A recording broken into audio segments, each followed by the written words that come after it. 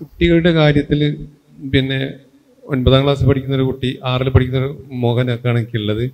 അപ്പോൾ എങ്ങനെ ശ്രദ്ധിച്ചാലും അവര് ഒരു പിന്നെ റിസൾട്ട് ഒരു ക്യാരക്ടർ നമ്മൾ ഉദ്ദേശിച്ച രൂപത്തിലായി വരുന്നില്ല.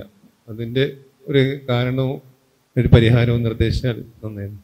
പിന്നെ നമ്മുടെ കുട്ടികൾ നേരാവാത്തത് കുട്ടികൾ നേരാവുകയില്ലയോ എന്ന ആശങ്ക കൊണ്ട് മാത്രമാണ്. നമുക്ക് നമ്മുടെ കുട്ടികളിൽ നല്ല സ്വപ്നം ഉണ്ടാവും, പോലെ നേരാക്കുന്ന ഭയങ്കര ആഗ്രഹം ഉണ്ടാവും. അപ്പോൾ സ്വാഭാവികമായിട്ട് നമ്മൾ എന്ത് ചെയ്യും, അതിനു വേണ്ടി ഭയങ്കരമായി ബേജാറായി ചെറിയ കാര്യം കാണുമ്പോഴേക്കിനും ഭയങ്കരമായിട്ട് നമ്മൾ ടെൻഷൻ അടിച്ച് അത് ഉപദേശിച്ച് പിന്നാലെ കൂടി ഇങ്ങനെയാണ് ഈ കുട്ടികൾ കേടരുത്.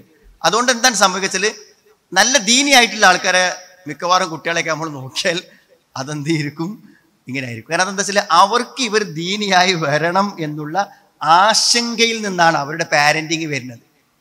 അത് കുട്ടിക്ക് ഭയങ്കര ദോഷം ചെയ്യും. ഇപ്പം ഈ ഒരു 9ാം ക്ലാസ്സിലോ അല്ലെങ്കിൽ 6ാം ക്ലാസ്സിലോ പഠിക്കുന്ന കുട്ടിനെ പറ്റിയൊന്നും ഒരു ആശങ്കൻ്റെ ആവശ്യമില്ല. നമ്മൾ നല്ലൊരു പശ്ചാത്തലം മാത്രം ഉണ്ടാക്കി കൊടുത്താൽ മതി.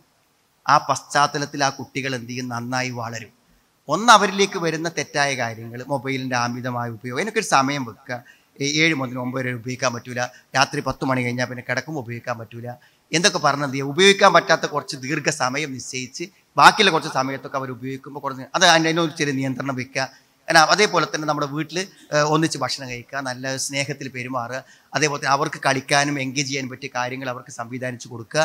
അതേപോലെ തന്നെ നമ്മൾ ഒന്നിച്ച് യാത്ര ചെയ്യുമ്പോഴൊക്കെ നല്ല കാര്യങ്ങൾ ചർച്ച ചെയ്യുക. അവർക്ക് നല്ല മെസ്സേജ് കിട്ടുന്ന കാര്യങ്ങൾ നമ്മൾ എന്ത് ചെയ്യാം, അവരിലേക്ക് നൽകുക.